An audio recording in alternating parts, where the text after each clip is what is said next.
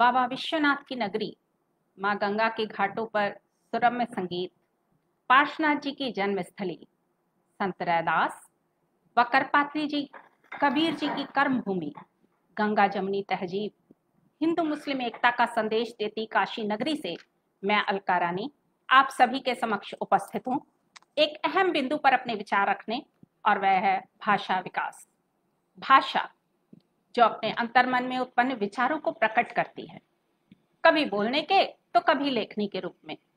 निस्संदेह ये संगीत, ये राग, ये प्रकृति हमें जीवंतता प्रदान करते हैं। बचपन से एक भाषा जो हम सभी ने महसूस की है वह है प्रेम की भाषा। माँ, पिता, परिजनों का प्यार, तोतली भाषा में संवाद, अतिथियों के आगमन पर सत्कार, अनायास ही बहुत कुछ सिखा जाते हैं। भाषा की महत्ता सर्वविदित है, किंतु कब, कहां और कैसे, यही महत्वपूर्ण है, क्योंकि ये सीखना और सिखाना हमारे समाज की कहीं ना कहीं जिम्मेदारी है। स्टुअर्ट मार्टन ने अपनी एक पुस्तक व्यक्तित्व का विकास में कहा है, जो मनुष्य अपनी भाषण कला के विकास नहीं करता वह संस्कृति के सर्वोच्च शिखर तक नहीं पहुंच पाता। अपनी ओजस्वी वाणी द्वारा श्रोताओं को मुग्ध, प्रेरित, उत्तेजित तथा तरंगित करने की शक्ति भी एक महान वरदान है।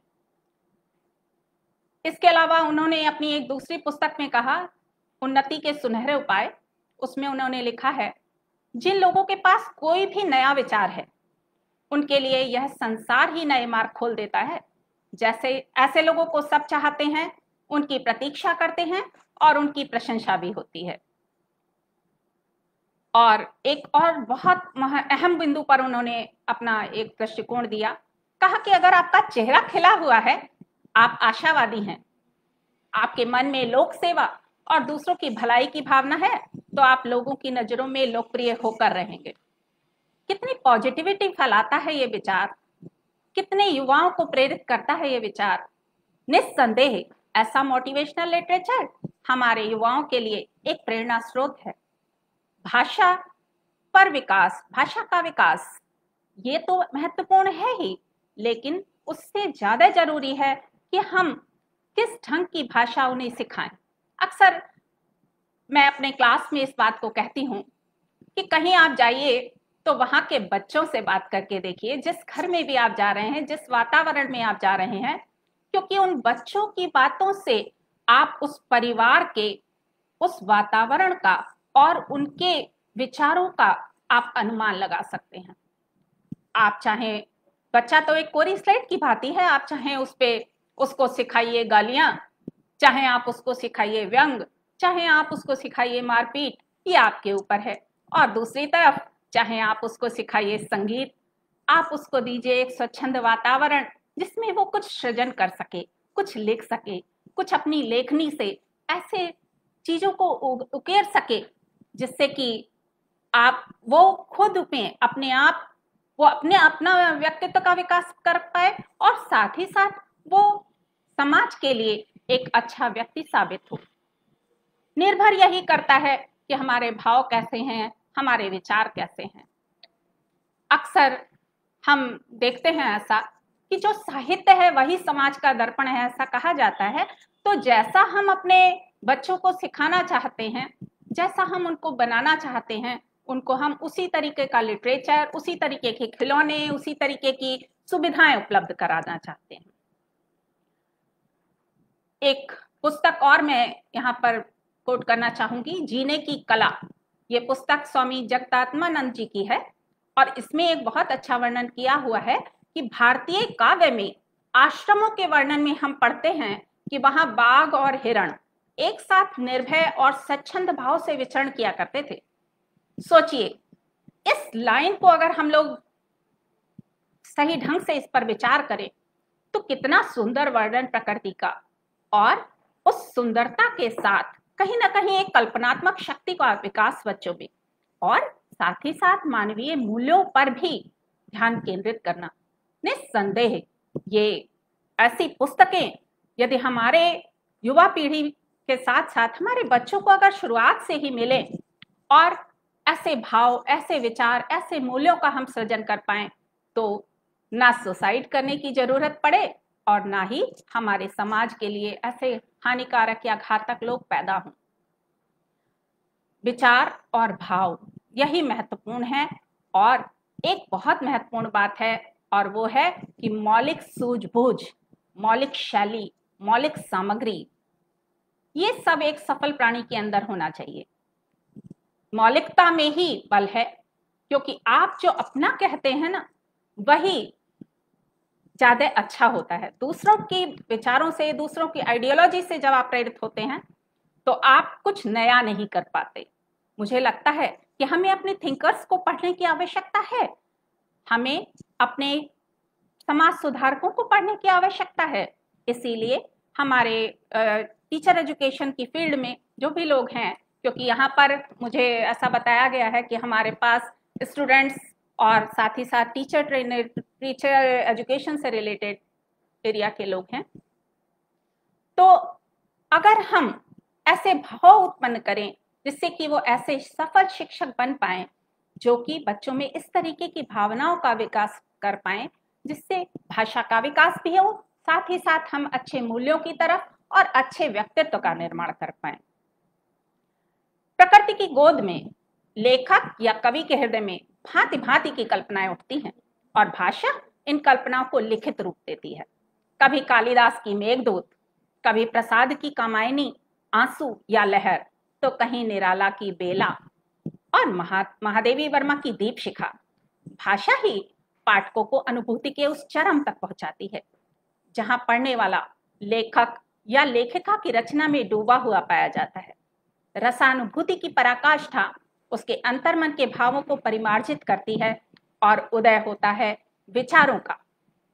विचार मंथन या सृजनात्मकता प्रेरित करती है कि वो कुछ बोले, लिखे या पढ़े। संप्रेषण की इस प्रक्रिया में आवश्यकता होती है 4 महत्वपूर्ण बातों की, जो कि कहीं ना कहीं हमारे लैंग्वेज उससे रिलेटेड हैं। तो अब अगर हम बात करें, हमारे किसी भी भाषा को सीखने के 4 महत्वपूर्ण एस्पेक्ट्स होते हैं। वो है listening, speaking, reading and writing. सुनना, यदि हम सुनेंगे नहीं तो हम समझेंगे कैसे? जब बच्चा जन्म लेता है तो वो किसी भाषा को नहीं जानता। वो यदि एक पंजाबी के एक घर में पैदा हो जाता है तो वो पंजाबी सीख लेता है, और किसी मुस्लिम में पैदा होता है तो मुस्लिम तहजीबों को सीख लेता है। ऐसा नहीं कि हम उन तहजीबों को नहीं सीख सकते, हम भी सीख सकते हैं, बशर्ते कि हमको वैसा वातावरण मिले, और वो वातावरण दिया जा सकता है।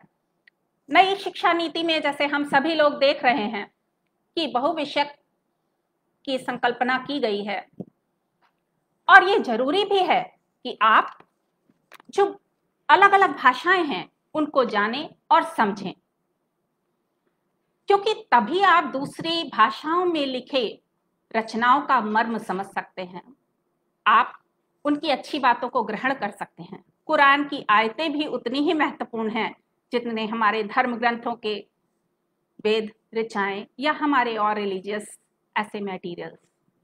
निस्संदेह ये सभी कहीं ना कहीं एक सफल व्यक्तित्व की तरफ ले जाते हैं, क्योंकि दुआओं में जो असर है वो दवाओं में नहीं। इसलिए एक अच्छे भाव का निर्माण करना, एक अच्छे मन का निर्माण करना, ये हमारे समाज की सबसे नैतिक जिम्मेदारी है। और उसके लिए जरूरत पड़ती है कहीं ना कहीं ऐसी चीजों की जो कि डिपेंड करती है। अब जैसे लिसनिंग है, लिसनिंग जब सुना बच्चों को सीखना है, तो यदि हम क्लास में प्रोज या पोइट्री लेसन्स पढ़ा रहे हैं, तो अगर हम पोइम पढ़ा रहे हैं और उसको प्रोज की तरह पढ़ाएं तो क्या उसका इम्पैक्ट होगा?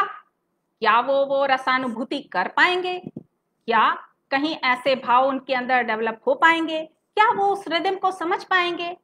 क्या कहां पर स्ट्रेस और इंटोनेशन का क्या महत्व है और किस लय में पढ़ना है, क्या वो उनको अनुमान हो पाएगा? नहीं। कहीं ना कहीं हमें लिसनिंग पार्ट को मजबूत करना पड़ेगा, और वो डिपेंड करेगा स्पीकिंग पे, क्योंकि दोनों ही एक दूसरे के पूरक हैं।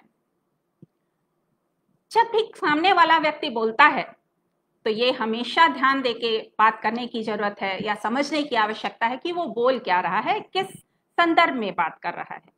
जैसे आज हम भाषा विकास के बिंदुओं पर बात कर रहे हैं तो नेचुरल है कि उसका कंटेंट कहीं ना कहीं भाषा से रिलेटेड है कि किस ढंग से उसमें, देखिए, भाषा से रिलेटेड जो जो एस्पेक्ट्स हैं वो आएंगे। जैसे अभी हम बात कर रहे हैं लिसनिंग, स्पीकिंग, रीडिंग, राइटिंग, इन सब एस्पेक्ट्स पर, तो लैंग्वेज डेवलपमेंट और साथ साथ लिटरेरी डेवलपमेंट की बात करेंगे। तो लैंग्वेज डेवलपमेंट में जब हम लिसनिंग की बात करते हैं, और उसके लिए अक्सर आपने ये देखा होगा कि अगर हमारे ऑडिटरी ऑर्गन्स प्रॉपरली वर्क नहीं करेंगे तो हम कुछ नहीं सीख सकते। इसलिए पहली बात कि जो हम सुने उस पर ध्यान फोकस करके हमारा क्या एम है, हमारी नीड क्या है। देखिए, सुनते कब हैं लोग? जब सुनने की क्यूरियोसिटी होती है, जब हम उस विचार को जवाब देते हैं, जब उस भाव को जगा देते हैं कि बिना इसके सीखे मेरा काम नहीं चलना, तो निश्चित रूप से वो व्यक्ति उस चीज को सीखने के लिए प्रेरित हो जाता है। जब हम मोटिवेट कर देते हैं किसी को तो वो पूरे तन मन धन हर तरीके से वो आपके उस ज्ञान को अर्जित करने के लिए अपना सर्वोच्च निछावर कर देता है। कम सोएगा, जल्दी उठेगा, तो साथ ही साथ वो उन बिंदुओं को नोट करता जाएगा जो जो सुनेगा। तो कहीं ना कहीं जब हम स्टूडेंट्स के संदर्भ में बात करते हैं तो जो टीचर बोल रहा है, या केवल टीचर ही नहीं, सोसाइटी में जो भी लोग उसके संपर्क में आ रहे हैं, वो प्रत्यक्ष या अप्रत्यक्ष रूप से उसे कुछ ना कुछ सिखा जाते हैं। इसलिए ऐसे बिंदुओं को देखना, समझना और उनको समय समय पर नोट करना, किस ढंग से बोलने की शैली क्या है उसको ध्यान देना, किस अवसर पर कैसी बात करनी है। देखिए, जब आप गमी के माहौल में जाएंगे तो आपको निस्संदेह उस तरीके का फेशियल एक्सप्रेशन रखना पड़ता है, आप उस ढंग से बात करते हैं। लेकिन वही आप किसी पार्टी में जाते हैं तो आप डीजे पर डांस भी करेंगे, साथ साथ गुनगुनाएंगे भी, थिरकेंगे भी, तो आपकी बॉडी लैंग्वेज भी बोलेगी और आपके होंठ भी, आपके जो भावनाएं हैं, जो प्रसन्नता है या जो दुख है, वो कहीं ना कहीं आपके चेहरे से रिफ्लेक्ट हो जाता है। तो आपका फेशियल एक्सप्रेशन बहुत इंपॉर्टेंट है। इसीलिए जब बोला जाता है, जो हम बात करने आ रहे हैं अगले स्किल की, वो है स्पीकिंग स्किल। स्पीकिंग स्किल बोलने की शैली, बोलने की कला और श्रोताओं को मंत्रमुग्ध कर लेने की प्रवृत्ति, ये तभी होगी जबकि आप छोटे से छोटे एस्पेक्ट्स पर ध्यान देंगे। सबसे जरूरी चीज है कि किसके लिए बोल रहे हैं, कहाँ बोल रहे हैं, और आप कैसे अपनी बातों को बहुत अच्छी ढंग से लोगों के सामने प्रस्तुत कर सकते हैं। इस चीज का मतलब अपने उसके हिसाब से आप अपने मैटर को ऑर्गेनाइज करें। कहीं कहीं आपको ऑडियो विजुअल एड्स का यूज करना पड़ता है, क्योंकि टीचर्स हैं तो हम टीचर्स से रिलेटेड बात बताना चाहेंगे कि आप अब जैसे ग्रामर आपको पढ़ाना है तो ग्रामर आप कैसे पढ़ाएंगे? इंडक्टिव डिडक्टिव अप्रोच के थ्रू। तो आप कहीं ना कहीं उन रूल्स को समझाएंगे और तब फिर आप जनरलाइज करेंगे, या फिर आप पहले एग्जाम्पल बताएंगे तब रूल बताएंगे, या तो पहले आप रूल बताएंगे तब एग्जाम्पल बताएंगे।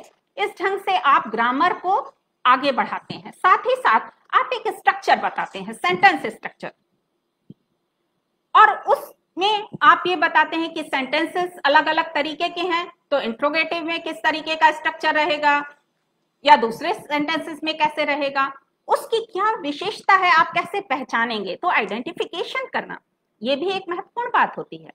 तो स्पीकिंग के समय इन सब चीजों का ध्यान रखना, और साथ ही साथ आप एक ही बिंदु को आप अलग अलग ढंग से किस तरीके से सोच सकते हैं। जैसे मैं एक छोटा सा आपको उदाहरण देना चाहूंगी।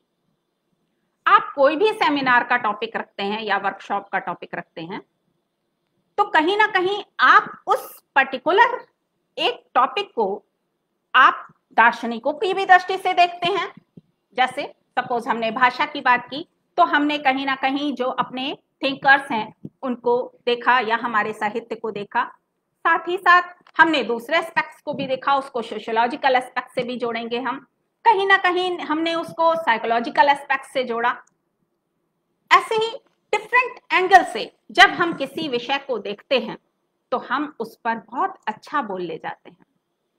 कौन सी नई पॉलिसीज आई, कौन सी नई ऐसी सामग्रियां आई हैं या कौन से ऐसे इनोवेशंस हुए हैं, उनको बोलने की कला में अपने शामिल करना है तो आपको उसके लिए अध्ययन करना आवश्यक है। और उसके लिए आपको लाइब्रेरीज की जरूरत पड़ेगी, आपको डिक्शनरीज की जरूरत पड़ेगी, आपको ऐसे और चीजों की जरूरत पड़ेगी, जैसे आपको पिक्चर देखना पसंद है तो आप पिक्चर देख रहे हैं या आप टीवी पर कोई सीरियल देख रहे हैं, कुछ भी देखें, आपको अपने अनुसार चयन करना होगा कि मुझे आज इससे सीखना क्या है। देखिए, कई लोग होते हैं वो सीरियल देखते हैं टाइम पास के लिए, लेकिन चाहे या अनचाहे वो बहुत कुछ चीजें सीख ले जाते हैं। आप न्यूज़पेपर पढ़ते हैं, आपके सुबह सुबह आपने जैसी न्यूज पढ़ी है उसके हिसाब से आपके मन के भाव हो जाते हैं। अब आपने न्यूज कौन सी पढ़ी है उस पर डिपेंड करेगा। अगर आप छात्र हैं तो मुझे लगता है कि आपको एडिटोरियल कॉलम्स पढ़ने चाहिए, आपको ऐसी मेन न्यूज पढ़नी चाहिए जो कहीं ना कहीं आपकी जीके को स्ट्रांग करती हैं, बजाय इसके कि क्या हुआ कैसे हुआ, उससे निगेटिविटी फैलती है। जब आप पॉजिटिव एस्पेक्ट से सोचते हैं चीजों को, ऐसी निगेटिव खबरों को आप बाद में पढ़िए।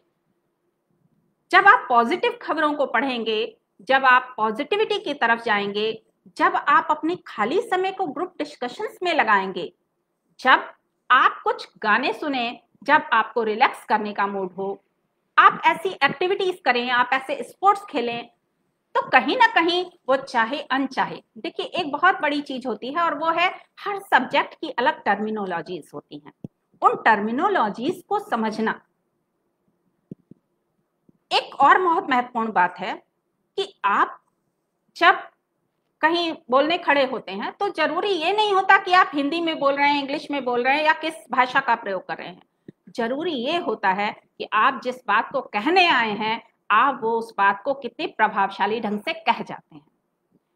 जैसे आप किसी खेल की बात करते हैं तो खेल में आप, जैसे क्रिकेट है तो क्रिकेट में आप अलग अलग जो उनका रोल होता है, चाहे वो एम्पायर का हो, चाहे वो क्रिकेटर का हो, चाहे वो कैच करने वाले का हो, फील्डिंग करने वाले को, अलग अलग जो, तो उसकी अपनी टर्मिनोलॉजीज हैं।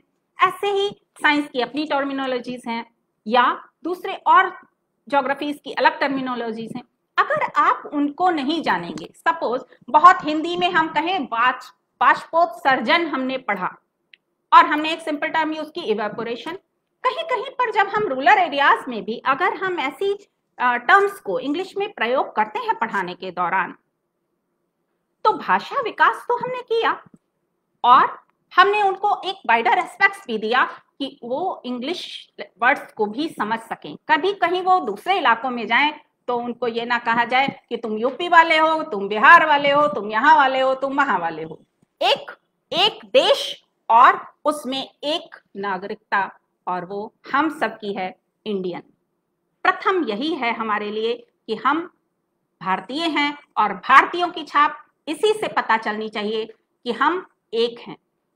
इसका बंटवारा नहीं करना, इसको किसी और तरीके से नहीं देखना, जहां से जिस तरीके से हम अच्छी बातों को ले आए, चाहे वो कबीर के दोहे हों, चाहे मीरा के हों, चाहे हरिदास जी के भजन हों या कोई और संगीत है। जैसे संगीत में भी अलग अलग घराने हैं, अलग अलग तरीके के नृत्य हैं, अलग अलग तरीके की चीजें हैं, उनको समझना, उनकी बारीकियों को समझना। देखिए, अगर हम इन सब चीजों को नहीं समझेंगे और अभी समय रहते नहीं चेतेंगे तो हमारी बहुत सी परंपराएं लुप्त हो जाएंगी।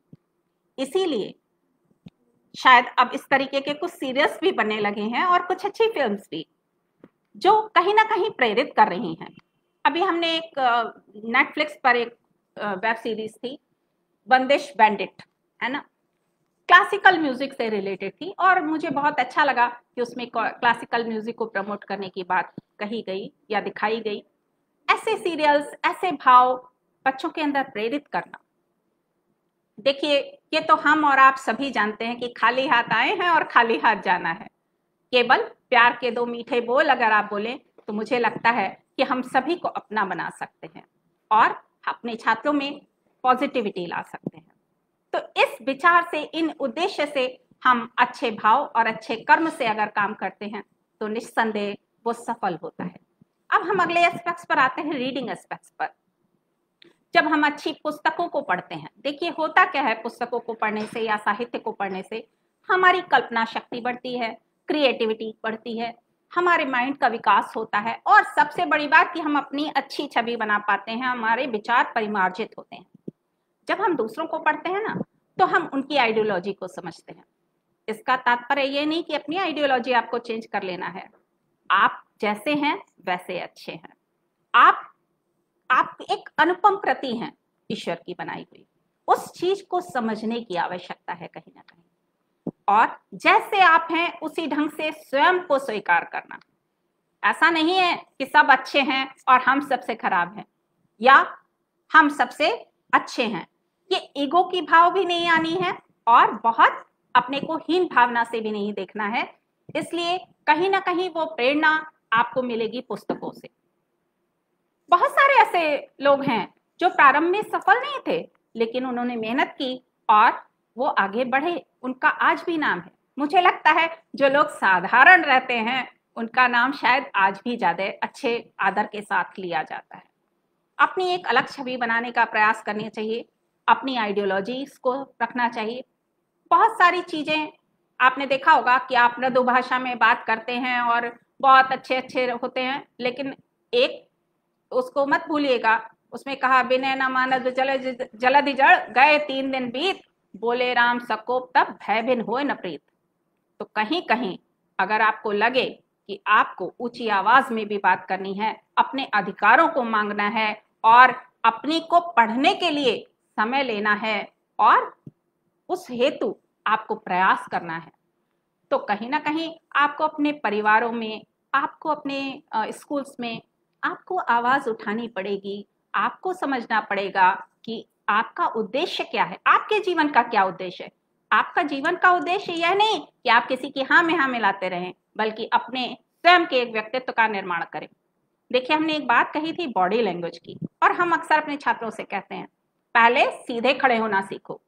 हमेशा झुके रहोगे तो फिर वो बात नहीं बनेगी। ये ठीक है कि समय आते आपको झुक जाना चाहिए, क्योंकि अगर सीधे खड़ा पेड़ है तो निस्संदेह वो उखड़ जाएगा, लेकिन आपको अपनी एक आइडेंटिटी बनानी चाहिए और आपको उसी ढंग से काम करना चाहिए। कोई जरूरी नहीं कि सब सफल ही हो जाएं, असफलता भी बहुत लोगों को मिली है, लेकिन उनकी भी अपनी एक पहचान बनी है। और अपने इन भावों को आप बढ़ा सकते हैं रीडिंग के थ्रू। आप चाहे स्टोरीज पढ़ें, चाहे आप रिलीजियस बुक्स पढ़ें, चाहे आप जनरल्स पढ़ें। आप टीचर हैं तो टीचर्स हैं तो जनरल्स आपको पढ़ना चाहिए, इंसाइक्लोपीडियाज हैं या आपका रिसर्च वर्क्स हैं। हम बात इसलिए कर रहे हैं क्योंकि वही टीचर्स हैं और उनकी आगे इन सर्विस एजुकेशन की भी हम लोग बात करते हैं या प्री सर्विस एजुकेशन की जब बात करते हैं तो आपको बहुत सारे ऐसे लिटरेचर्स मिलेंगे जिनको आपको पढ़ना चाहिए अपना टॉपिक से रिलेट करते हुए आपको, क्योंकि अब तो इंटरनेट की फैसिलिटी इतनी अच्छी है कि अगर आप चाहें तो आप बहुत सारी नई नई जानकारियों को जुटा सकते हैं।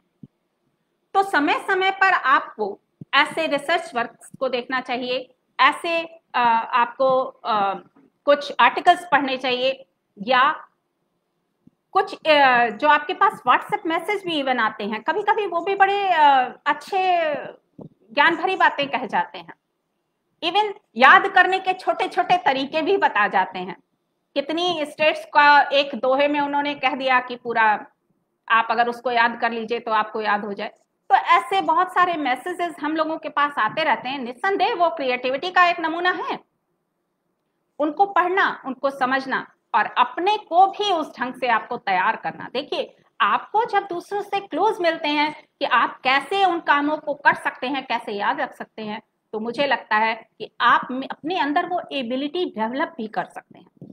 जरूरत किस चीज की है? जरूरत है कि आपके अंदर ये ऐसी आप अवेयरनेस क्रिएट करें, आप ऐसे स्किल्स डेवलप करें जिससे कि जो लिखा हुआ है उसको समझना। देखिए कम्युनिकेशन के प्रोसेस में एक होता है इनकोडिंग और एक होता है डिकोडिंग। इनकोडिंग अगर अच्छी नहीं हुई, अच्छी का तात्पर्य अगर हमने ऑडियंस के हिसाब से अपनी इनकोडिंग नहीं की तो फिर डिकोडिंग अच्छी नहीं हो पाएगी। और कम्युनिकेशन तो वैसे भी 100% नहीं होता, लेकिन हाँ फिर भी अगर आप उसको ठीक ढंग से ऑर्गेनाइज करें और उन बातों को समझें कि क्या उसके स्तर की बात है, तो मुझे लगता है कि डिकोडिंग आसान हो जाएगी। पढ़ने के क्रम में जब आप नए नए शब्दों को पढ़ते हैं तो आपकी वोकेबलरी स्ट्रांग होती है और आप बहुत सारी चीजों को जान पाते हैं और आप कंप्रीहेंशन आपका अच्छा होता है। चाहे आप बेयर एक्ट्स पढ़ें, चाहे ऑर्डिनेंसेस पढ़ें, या चाहे आप बुक रिव्यू पढ़ें। इवन हम लोग फिल्म भी कभी कभी देखने जाते हैं तो आपने देखा होगा, आप भी फिल्म का रिव्यू देख के जाते होंगे, है ना? या बुक कौन सी अच्छी है तो आप बुक रिव्यू पढ़ते हैं। हालांकि 100% उस पर भरोसा नहीं करना है, क्योंकि कभी कभी केवल वो अलग उद्देश्य के लिए लिखे जाते हैं। इसलिए स्पीकर के या राइटर के मूड को समझना बहुत जरूरी होता है। कभी कभी कुछ चीजें व्यंग्यात्मक भाव में कही जाती हैं और आपको वो समझ ही नहीं आते, तो समझने की आवश्यकता इस बात की है कि वो भाव, वो चीजें जिस ढंग से कही गई हैं उनको हम वैसा समझ पाए, क्योंकि जरूरी तो यही है कि हम दूसरे के उसने जिस परिस्थितियों में वो बात कही। जैसे आप जब लिटरेचर पढ़ेंगे तो जो अगर स्वतंत्रता संग्राम के टाइम की जो रचनाएं होंगी उनमें देशभक्ति से रिलेटेड बातें ज्यादा जुड़ी होंगी। क्यों? क्योंकि वो उस समय की मांग थी। और हमें जब अपने बच्चों के अंदर जिस तरीके के गुण विकसित करने हैं, हमको उसी भाव का उनके अंदर विकास करना होगा। हमें वैसे ही ढंग से उनको सोचने के लिए तैयार करना होगा। जैसी समाज की आवश्यकता, उसी के अनुरूप उनको जीने का के लिए तैयार करना पड़ेगा। ये दुनिया बहुत अच्छी है, लेकिन अपने को सतर्क रखना भी आवश्यक है। इसलिए जो लोग कह रहे हैं या जो लोग लिख रहे हैं उनको भी, उनकी मंशाओं को भी समझना होगा, और कहीं वो राजनीति से प्रेरित तो नहीं, इस बात का भी आकलन करना आवश्यक है। स्कूल लेवल पर अक्सर हम लोग बच्चों को कहते हैं, किसी किसी की ऑटोबायोग्राफी आप पढ़ने के लिए कहते हैं, कहीं ऑटोबायोग्राफी की बात करते हैं, कहीं लेटर्स लिखवाते हैं, कहीं एप्लीकेशंस, कहीं पोएम्स, कहीं एसेज, कहीं शायरी, कहीं चुटकुले, कहीं ड्रामा, कहीं फिल्म डायलॉग। इन सब का इम्पैक्ट पड़ेगा एक तो उसके सृजनात्मकता पर, उसके अपनी ओरिजिनल थॉट्स होंगे, उसकी अपनी चीजें होंगी। इवन हम लोग जब पढ़ाते हैं तो आपने देखा होगा रोशार इंक प्लॉट टेस्ट, उसमें शाही के धब्बों से जो इमेजेस बनी हुई हैं, कागज को मोड़ के जो खोला गया और जो बना, उस पर भी आपको क्या दिखाई देता है, इस पर आपकी पर्सनैलिटी का असेसमेंट कर लिया जाता है। कुछ खाली कार्ड्स आपको दिखा दिए जाते हैं और कहा जाता है कि उस पर आपको कविता लिखनी है या कोई एक स्टोरी लिखनी है, और कुछ कैरेक्टर्स भी दिखाए जाते हैं और कहा जाता है कि उन पे बेस्ड आप एक कोई स्टोरी लिख दीजिए।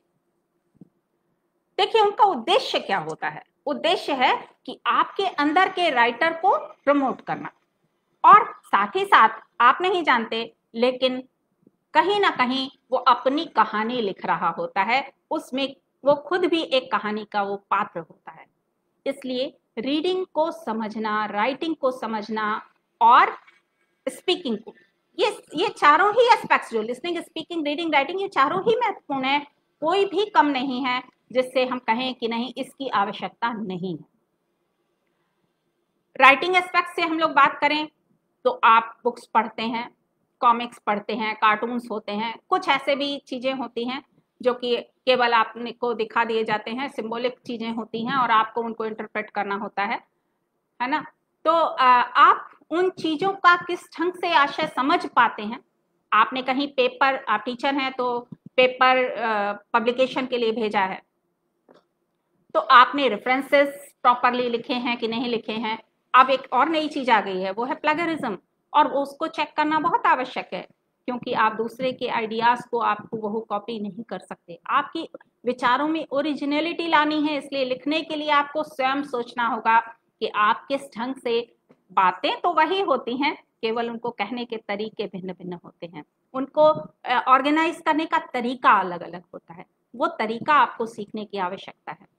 तो आप चाहे चुटकुले लिखें, चाहे ड्रामा लिखें, चाहे जो लिखें, और इनको पढ़ाने का भी तरीका भिन्न भिन्न है। अगर आप ड्रामा पढ़ा रहे हैं तो ड्रामा में आपको अलग अलग स्टूडेंट्स को अलग अलग पात्र बना देना चाहिए और उसके अनुसार उनसे डायलॉग्स डिलीवरी करानी चाहिए, और उसके लिए उनको स्वतः प्रेरित करने की आवश्यकता है। ये नहीं कि जबरदस्ती नहीं आपको पार्टिसिपेट करना आवश्यक है, ऐसा नहीं। उनको स्वतः आप प्रेरित जब करेंगे तो बहुत अच्छे ढंग से वो बच्चे खुल के आपके सामने आएंगे। और मुझे लगता है कि केवल अपने फेवरेट स्टूडेंट्स को आगे नहीं बढ़ाना है, आपको ऐसे बच्चों को आगे बढ़ाना जिम्मेदारी आपकी है जो कि थोड़ा शाई नेचर के हैं या जो अपने को कहीं से हीन समझते हैं। देखिए, हमारे और आपके सबका मोटिव यही है कि हर व्यक्ति अपने व्यक्तित्व को खूब अच्छे से प्राप्त कर पाए, उसका विकास हो और वो जितनी उसके अंदर कैपेसिटीज हैं उनको हम बाहर निकालें। और वो तभी हो सकता है जबकि आप उसको अवसर दें। अगर अवसर ही नहीं है तो फिर सब बेकार हो जाएगा। कहीं कहीं इसी क्रम में जो बच्चे बहुत अच्छे हैं, जैसे गिफ्टेड चिल्ड्रन हैं, तो कुछ वो ऑनलाइन कोर्सेज कर सकते हैं। कुछ ऐसे लोग हैं जो कि वैसे स्कूल नहीं अटेंड कर पाते तो डिस्टेंस मोड से कर सकते हैं। अब उनके लिए डिस्टेंस मोड से मटेरियल भेजा जाता है, सब चीज़ें तैयार की जाती हैं। इवन बहुत सारी ऐसी चीज़ें मटेरियल तैयार किए जा रहे हैं, कुछ वेबसाइट्स पे अपलोड किए जा रहे हैं कि अगर कोई परेशानी है तो वहां से बच्चा पढ़ ले जिस समय भी उसको टाइम हो। टीचर के रूप में आपको टीचिंग मेथड्स पता होने चाहिए। भाषा शिक्षण के कौन कौन से अलग अलग मेथड्स हैं। जैसे इंग्लिश टीचिंग है तो आपका बाइलिंगुअल मेथड यूज करना है या डायरेक्ट मेथड यूज करना है, अलग अलग मेथड्स हैं और आपको उनको किस ढंग से इम्प्लीमेंट करना है। देखिए, कम्युनिकेटिव अप्रोच आपकी है, आपको कम्युनिकेशन करना है प्रॉपरली और बच्चों को मेन मोटिव है आपको सिखाना, जो आप सिखाना चाहते हैं।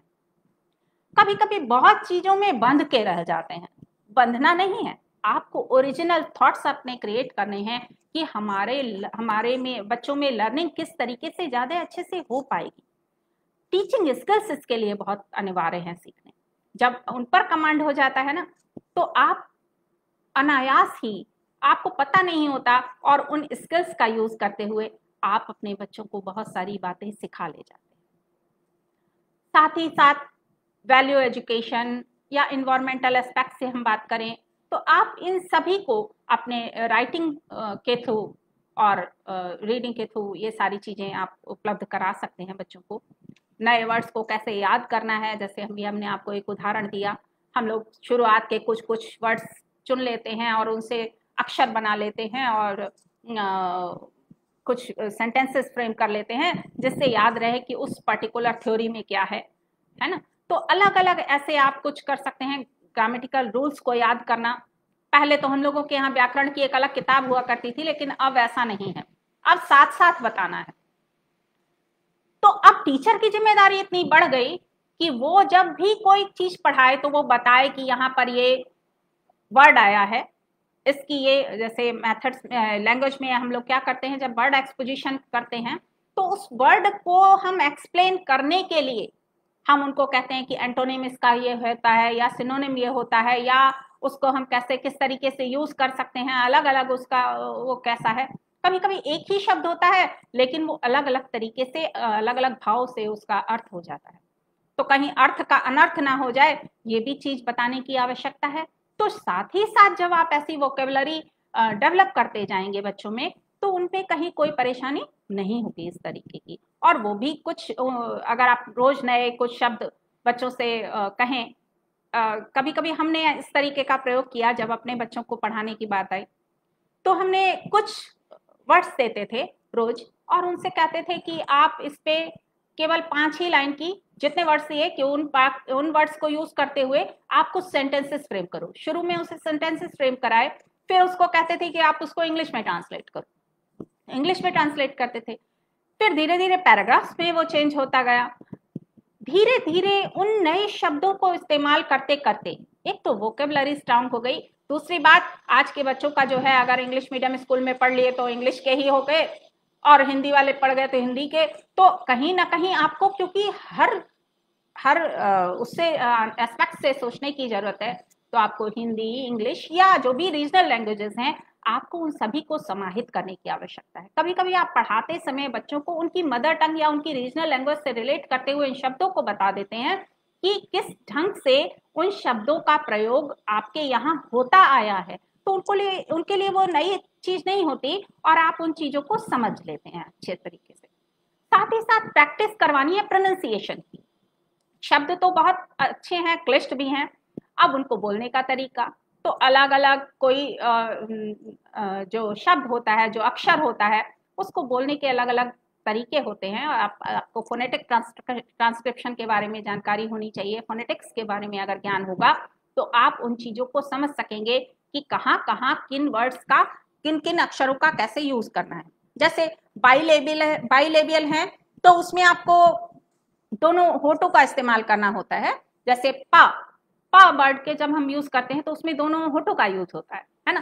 तो ऐसे ही कहीं कहीं क्या होगा, कहीं पे ऊपर के दांत और नीचे के होठ का यूज होगा। जैसे फ, तो ये लेबियोडेंटल है। तो अलग अलग, अब देखिए ये इसके लिए मैं कुछ अपनी जो आपकी फोनेटिक्स वाली किताबें होंगी उनको आपको पढ़ना चाहिए, और साथ ही साथ कुछ ऐसी डिक्शनरीज या कुछ ऐसी वो जहां की प्रोनाउंसिएशन का वो बताया गया हो। कभी कभी कुछ सेंटेंसेस को ट्रांसलेट कराना, कुछ इंग्लिश स्टोरीज हैं, या कहीं कहीं आपको ले जाना जहां आप जा रहे हैं, जिस उद्देश्य से जा रहे हैं, जो सीखने के लिए जा रहे हैं, तो आप चाहे अनचाहे वहां का चीजें सीख लेते हैं। एक बहुत अच्छी चीज आप छोटे बच्चों के लिए कर सकते हैं, वो है कि जैसे बेताल पचीसी, ये 25 कहानियों का संग्रह है, और इसमें आपको और लोगों को पता है कि बेताल है और जो शब्द के रूप में है, और वो कहानी विक्रम बेताल एक सीरियल आता भी था। अगर आप बच्चों को वो चीजें किताबों के रूप में उपलब्ध करा पाए लाइब्रेरी में। सिंहासन बत्तीसी है, जो विक्रमादित्य के सिंहासन में 32 पुतलियां थी और राजा भोज को कहानी सुनाती थी। तो वो है कहानी के माध्यम से, जैसे पंचतंत्र की कहानियां हैं, इन सब के माध्यम से कहीं ना कहीं आप उनको ये ज्ञान दे सकते हैं कि किस ढंग से आप कहानी लिख सकते हैं या सोच सकते हैं, या साथ ही साथ मूल्यों का उनके अंदर विकास कर सकते हैं। शुरुआत में आप छोटी सी गीता प्रेस की किताबें आती हैं। देखिए गीता प्रेस आज सुन रहे हैं कि घाटे में आ रही है, क्यों? क्योंकि हम लोगों ने अपनी उन संस्कृतियों को जानने की चेष्टा नहीं की। देखिए बहुत बड़े हो जाने पर समय नहीं होता। जब बच्चे छोटे होते हैं, अगर आप उनको साथ में लिटाइए और उसकी एक एक दो दो कहानियां रोज सुनाइए, जो हम करते थे, तो मुझे लगता है कि आप अपने मूल्यों को, आप अपनी पुरानी संस्कृतियों को जिंदा भी रख सकते हैं। और आप साथ ही साथ जो धर्म ग्रंथ आपके यहाँ हैं, मेरे ख्याल हर लोगों के घर ज्यादातर रामचरितमानस जरूर होती है ना, गीता जरूर होती है। तो ऐसे जो वेद पुराण या ऐसी चीजें हैं उनको अपने घर में रखिए। कभी कभी अपने जो आपके बुजुर्ग हैं वो भी पढ़ेंगे, उनका समय भी पास होगा, उनके भी व्यवहार में परिवर्तन आएगा, और साथ ही साथ बच्चों को नई चीजें सीखने को मिलेंगी। कभी कभी हम अपने बच्चों को अनायास ही उन शब्दों को सिखा देते हैं जो हम लोग रोज प्रार्थना करते हैं, रोज पूजा करते हैं, उस समय कुछ संस्कृत के श्लोकों को बोलते हैं। वो कहीं ना कहीं बच्चों को भी वो चीजें याद रहती हैं और वो पीढ़ी दर पीढ़ी वो चीजें चलती जाती हैं। तो आप कैसे बच्चों को सिखाना चाहते हैं, कैसे करना चाहते हैं? कहीं कहीं कुछ आपको लोकगीत मिलेंगे। तो लोकगीत चाहे वो संस्कार संबंधी लोकगीत होंगे, जैसे जो पुत्रजन पे या मुंडन पे या यज्ञोपवीत पे गाए जाते हैं। ऐसे ही ऋतु संबंधी लोकगीत हैं कुछ, जैसे कजली है, होली है, चेता है। ऐसे ही व्रत संबंधी भी लोकगीत हैं। नाग पंचमी से रिलेटेड अलग हैं, छठी माता से रिलेटेड अलग हैं। आपने देखा होगा इनके अलग अलग कलाकार हैं, मालिनी अवस्थी वगैरह लोग हैं। श्रम संबंधी भी गीत हैं, जैसे जब रोपनी होती है, या सोहनी है, जंतसार है, चरखा है, कोल्हू है। देखिए हमारे यहाँ काम करते करते काम का दबाव ना हो, मुझे लगता है शायद इसीलिए लोकगीतों का कहीं ना कहीं प्रचलन है। और भी बहुत सारे लोकगीत हैं, जैसे झूमर है, आपका भजन है, अलचारी है, पूर्वी है, और भी बहुत ऐसे आपको मिल जाएंगे। एक अभी हमने देखी टॉकिंग बुक, और वो रामायण की बनी हुई है। अभी वर्ल्ड की फर्स्ट टॉकिंग बुक है, उसको भी हमने देखा। इसके साथ ही साथ आप एक छोटा सा उदाहरण हम देना चाहेंगे सुंदरकांड से। सुंदरकांड में आप जब पढ़ेंगे तो आपको दोहा, सोरठा और छंद मिलेंगे। अब दोहे का क्या कैरेक्टरिस्टिक्स हैं? देखिए 4 चरण होते हैं, 13 मात्राएं होती हैं विषम चरण में, और सम चरण में 11 मात्राएं होती हैं। इसके ठीक उल्टा सोरठा में होता है। अब अगर वहीं पर आप कुछ, क्योंकि वो उससे अगर रिलेट हैं, उस परिवारों के बच्चे हैं, तो आप अगर वहीं पर मात्राएं लगा के उनको बता दें, तो मुझे लगता है कि वो इस चीज को समझ सकेंगे कि हनुमान तेहि परसा कर पुनि कीन प्रणाम, राम काज कीने बिन मोहि कहाँ विश्राम। तो देखिए, एक तो पढ़ने की लय उन्हें पता है, दूसरे आपने उनको ये जानकारी करा दी कि ये दोहा है। तो धीरे धीरे वो पहचानना, उन चीज को आइडेंटिफाई करना। अब छंद है तो छंद में आप लय बता रहे हैं, लय बताने के लिए कि 16-16 मात्राएं भी हैं, तो आप उसको एक गाने की फॉर्म में बताएंगे। जैसे हमने कहा कि पोएट्री आप प्रोज की फॉर्म में नहीं पढ़ा सकते। क्या आप वीर रस की कविता को करुण रस में पढ़ा देंगे? नहीं, आपको उस तरीके से अपने अंदर वो पॉस्चर गैस्चर वो ओज वो वाणी में वो लाना पड़ेगा जो आप बच्चों को सिखाना चाहते हैं। एक और महत्वपूर्ण बात, ये जो अपने पुराने संगीत हैं, पुराने राग हैं, पुराने रागों की तो बात ही क्या है। जब दीपक राग गा दिया तो दीप जल गए, मल्हार गा दिया तो मेघ बरस गए, और केदार राग तो खुद नरसिंह मेहता को शिवजी ने सिखाया था, और कहा जाता है कि उसको गाने पर कृष्ण जी भी प्रकट हो जाते हैं। क्या भाव है, क्या विचार है। मुझे लगता है कि एक और महत्वपूर्ण बात है, शेक्सपियर की कहानियां ये हिंदी में है, उसमें बहुत सारी कहानियों का संग्रह है। ऐसे बच्चे जिनको शुरू में प्रॉब्लम हो रही है उस पर्टिकुलर चीजों को पढ़ते हुए, कहानियों को पढ़ते हुए, अगर हम उसके बारे में उसको हिंदी में पढ़ने को दे दें और फिर बाद में वो उन चीजों को उसमें पढ़े, तो वो कहानी को अंडरस्टैंड कर पाते हैं। कोई जरूरी नहीं कि पहली बार में सब उस चीज को समझ पाए, लेकिन हाँ, उसके भाव को जब वो समझते हैं तो उसको पढ़ने की उनके अंदर जिज्ञासा उत्पन्न होती है और वो उन चीजों को समझ पाते हैं। तो ये भाषा का जादू है। जादू अब आप कह सकते हैं वो लेखक की लेखनी में है, कवि की कविताओं में है। न्यूज रीडर जब न्यूज पढ़ती है तो अक्सर आपने देखा होगा कि वो जिस तरीके की न्यूज पढ़ती है, इंडिया हार गया तो कैसा मुंह होता है उसका और पढ़ने का अंदाज, और इंडिया जीत गया तो कैसा होता है। तो मुझे लगता है कि इंडिया, अपने देश की तरक्की तो हर कोई चाहता है, लेकिन एक बात और है, दूसरों को क्रिटिसाइज उस हद तक करें जिस हद तक कि आप सहन कर सकें। ऐसा मेरा एक अपना विचार है। इसलिए किसी को कमतर ना आके, ये समय समय की बात है और परिस्थितियों की बात है कि कभी कोई शीर्ष पर होता है और कभी कोई नीचे होता है, लेकिन कोई भी कमजोर नहीं होता है। व्यक्ति परिस्थितियों का दास है। मुझे लगता है अगर परिस्थितियां आप प्रदान कर दें तो कहीं ना कहीं वो सारी चीजें बच्चों के अंदर आप विकसित कर सकते हैं। अब हम कुछ बात कर लेते हैं रिसर्च के उससे रिलेटेड। तो आप ऑब्जेक्टिव्स जब लिखते हैं तो ऑब्जेक्टिव्स कैसे आप डिफाइन करेंगे, उसके लिए रिसर्च क्वेश्चंस कैसे आप फ्रेम करेंगे, कैसे आप रेफरेंसेस देंगे, उसके कहाँ से आप लिटरेचर वो करेंगे, रिव्यू करेंगे। तो इन सब चीजों को समझना, देखिए मटेरियल बहुत है, कभी कभी बड़ा दुख होता है कि केवल वही कट पेस्ट चीजें मिलती हैं। बहुत प्रचलन था बीच में, मुझे लगता है कि उन कट पेस्ट को छोड़ के हमें कुछ अपने नई चीजों का सृजन करने की जरूरत है। मिलर और डोलार्ड ने व्यक्ति के अनुकरणात्मक व्यवहार को 3 प्रकारों में बांटा, जो कि है, जैसे एक तो है सेम बिहेवियर जो कि पूर्व अनुभव के आधार पे, दूसरा कॉपिंग बिहेवियर है कि आप अगर एक को देख रहे हैं तो आप उससे सीख लेते हैं, कॉपी करते हैं। जैसे कभी कभी आपने देखा होगा कि अभिनेताओं की बच्चे कॉपी करते हैं। हम भी छोटे थे तो हम भी करते थे, क्लास में जब टीचर नहीं आता था जब तक, तो वही काम करते थे।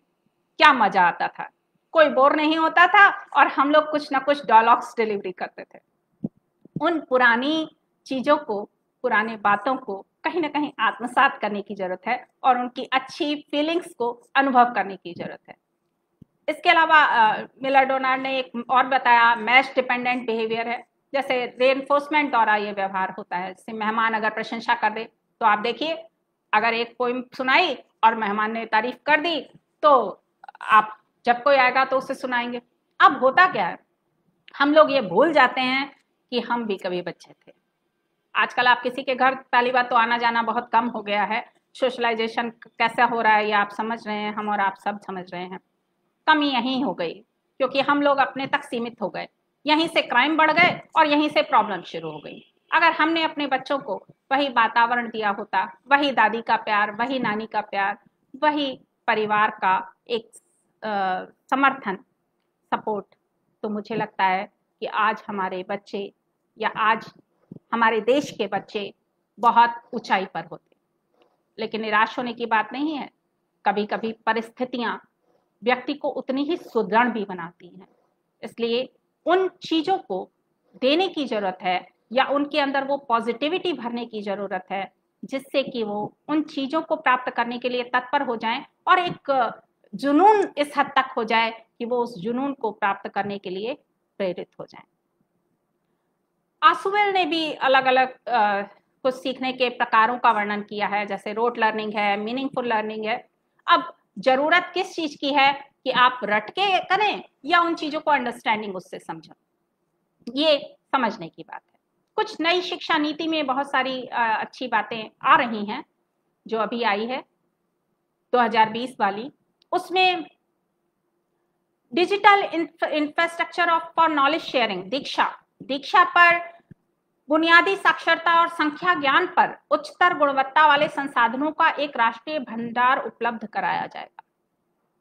देखिए, बुनियादी साक्षरता, सबसे ज्यादा चिंता की बात यही है। होता क्या है कि ये भी कह सकते हैं कि शिक्षकों पर दबाव बहुत है काम का, और मुझे लगता है कि आंकड़े ज्यादा भराए जा रहे हैं और कार्य जो टीचिंग से रिलेटेड है वो उससे कहीं ना कहीं सफर करता है। पर एक कोलैबोरेटिव अप्रोच और कोऑपरेटिव अप्रोच है। आप वैसा वातावरण भी उपलब्ध कराएं। कभी कभी हम लोग जब छोटे थे तो टीचर खेलते थे, उस टीचर खेलने में हम लोग अपने से छोटे बच्चों को पकड़ते थे। अगर हम कभी ऐसे बच्चे खाली भी रहें या कोई ऐसी मुश्किल आए तो ऐसे बच्चों का भी हम सहारा ले सकते हैं थोड़ी देर के लिए, जिससे हम उनको घुलने मिलने का अवसर प्रदान करें। वो उसकी भाषा को समझे, वो उसकी भाषा को समझे, वो उसके मन के भाव को समझे, वो उसके मन के भाव को समझे, और साथ ही साथ उनमें आपस में प्रेम, मैत्री और अच्छे सद्भावों का विकास हो। तो ये अच्छी कुछ चीजें आ रही हैं। इसके अलावा आ रही है कि सभी भारतीय और स्थानीय भाषाओं में इंटरेस्टिंग और मोटिवेशनल बाल साहित्य और पुस्तकें लाइब्रेरी में उपलब्ध कराई जाएंगी। लाइब्रेरी में तो आप उपलब्ध करा देंगे, लेकिन खाली समय देंगे, ये भी एक सोचनीय बात है। तो आप बच्चों को होमवर्क इतना ज्यादा देने के बजाय अगर ऐसा होमवर्क दें कि जो वास्तव में वो कुछ चिंतन करें, कुछ सीखें, कुछ लिखें, वही प्रश्न और वही उत्तर रट लिए और वही वो हो गया, मुझे लगता है कि शायद हमारे एजुकेशन सिस्टम में थोड़ा सा चेंज लाने की आवश्यकता है। कहा जा रहा है कि डिजिटल लाइब्रेरीज भी स्टैब्लिश होंगी, गांव में स्कूल्स में स्कूल लाइब्रेरी होगी, बुक क्लब के मेंबर्स इन स्कूल और सार्वजनिक लाइब्रेरीज में मिल सकते हैं, जिससे पढ़ने की संस्कृति को प्रोत्साहन मिलेगा। निश्चित ही एक सराहनीय प्रयास है। एक राष्ट्रीय पुस्तक संवर्धन नीति तैयार की जाएगी और सभी स्थानों, भाषाओं, स्तरों और शैलियों में पुस्तकों की उपलब्धता, पहुंच, गुणवत्ता और पाठकों को सुनिश्चित करने के लिए व्यापक पहल की जाएगी।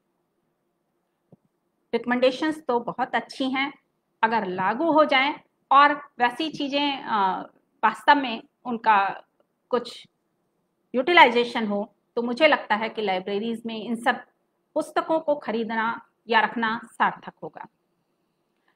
इसके अलावा कुछ ऐसे एक NIOS की बात कही गई है, national institute of open schooling की तर्ज पर राज्य सरकारों को प्रोत्साहित किया जाएगा कि वे अपने राज्यों में पूर्व से स्थापित SIOS, state institute of open schooling को सशक्त करके और नए संस्थानों की स्थापना करें और रीजनल लैंग्वेजेस में कार्यक्रम इन संस्थानों के जरिए चलाएं। निश्चित रूप से कुछ चीजें बहुत अच्छी हैं। एक बहुत महत्वपूर्ण पक्ष जो है वो है इंडियन साइन लैंग्वेजेस का। इंडियन साइन लैंग्वेजेस को देश भर में मानकीकृत किया जाएगा। हियरिंग इम्पेयर्ड स्टूडेंट्स को इससे लाभ होगा और कहीं ना कहीं NIOS भारतीय संकेत भाषा सिखाने हेतु हाई क्वालिटी वाले मॉड्यूल्स डेवलप करेगा। सोच बहुत अच्छी है। इंक्लूसिव एजुकेशन की हम लोग बात करते हैं, आज वास्तव में थोड़ा नजरिया लोगों का बदला है, लेकिन थोड़ा सा सहयोग अभी और अपेक्षित है। मुझे लगता है कि आने वाले समय में शायद हम उनके मर्म को समझ पाएंगे, क्योंकि जब हम मर्म को समझ पाएंगे, ये अनुभव कर पाएंगे कि यदि हम उसकी जगह होते तो क्या होता, तो मुझे लगता है शायद सूरत हमारे देश की कुछ और होगी। आने वाला समय निश्चित रूप से कहीं ना कहीं एक आशापूर्ण रवैया लेके आया है इसके अलावा वास्तुकला, धातु विज्ञान, नाटक, कविता, कहानी के विशाल खजाने हैं। संस्कृत को भाषा के मुख्य धारा विकल्प के साथ स्कूल और उच्चतर शिक्षा के सभी स्तरों पर पढ़ाया जाएगा। ये भी एक बहुत अच्छी रिकमेंडेशन है और मुझे लगता है कि कहीं ना कहीं ये चीज़ें कारगर होंगी और बहुत अच्छे भाव से, बहुत अच्छे विचारों से हम लोग इन चीज़ों को समझ पाएंगे। हमें तैयार करना है, हमें प्रशिक्षण ऐसा देना है कि केवल बुकिश नॉलेज नहीं हो, हम उन्हें इंटेलेक्चुअल ट्रेनिंग दे पाएं, हम उनके चरित्र का निर्माण कर पाएं, हम उनको कम्युनिटी लाइफ के लिए तैयार कर पाएं, हम अपने देश के लिए राष्ट्रीय गर्व और देश प्रेम का प्रशिक्षण उन्हें दे पाएं, उन्हें स्वास्थ्य और स्वच्छता का प्रशिक्षण दे पाएं और सबसे महत्वपूर्ण बात, उनके अंदर कल्पना शक्ति, सौंदर्य अनुभूति, सामूहिक भावना और सबसे अच्छी बात, अच्छे से जीने की कला उनके अंदर हम अगर विकसित कर पाएं तो मुझे लगता है कि हमारे देश की शिक्षा सार्थक होगी। इन्हीं सब विचारों के साथ आप सभी ने इतना महत्वपूर्ण और मूल्यवान समय मुझे दिया, आप सभी को बहुत बहुत अभिनंदन। नमस्कार।